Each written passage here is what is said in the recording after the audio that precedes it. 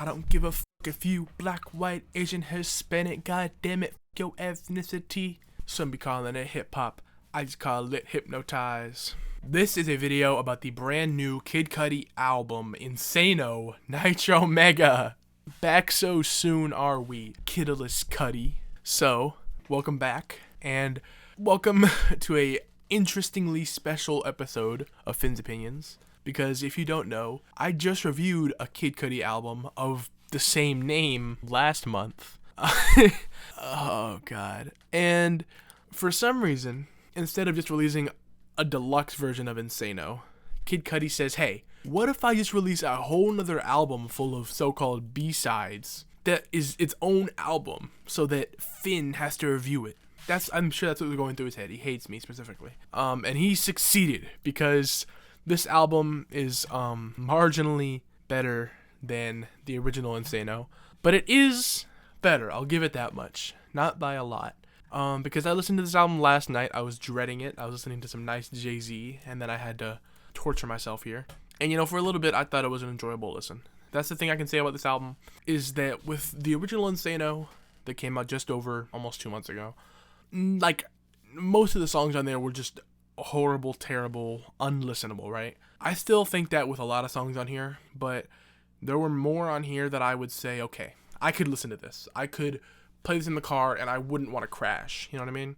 But they were still extremely few and far between, especially for this hour-long runtime, because I just don't like Kid Cudi's sound at all. But the intro, the same as last time, was pretty solid song, nice beat and all that, he goes in, blah, blah, blah. But he's still just rapping about the same stuff as INSANO, and it's super uninteresting to me. I'm not going to go on my whole spiel like I did last time, because I literally have not a lot to say about this album in terms of context and everything, because it's coming out less than 2 months after the first one, and it's basically the same album. Like, if you played INSANO front to back, and then INSANO Nitro Mega front to back, I probably wouldn't be able to tell the difference, honestly. Just because there's no real nuance between any of the songs at all, much less two albums. I do want to point out that the song Willis is, absolutely terrible. This is seriously one of the worst songs, period, I've ever heard on any album. Just so you know, just to clear that up. And there's also two, old Lucy's on here from 2007 and 2011, respectively. This one being an outtake from his album Wizard. They're both lackluster, like the rest of this album. A lot of this album is just depressing, but not depressing like Cudi's old music, where it's like, I'm very sad, but I'm gonna get better. This is depressing because it's shit. I didn't re-listen to it because I didn't think I'd be able to garner really any opinions about this.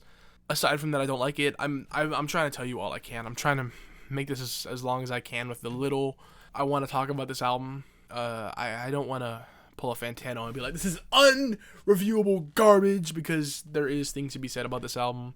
It's just very little because there's just no substance, really. For me, personally, in my opinion and Finn's opinion, there's more memorable moments on here than INSANO original, but there's still not a lot to come back to that I will ever come back to on this album. And I feel really bad about that, because I do like Kid Cudi, and I do like to give very informed opinions about things on albums, but I didn't really want to. I don't really want to talk about this because it's basically this deluxe. I wasn't going to make a video about this until I realized it's a completely different album, technically.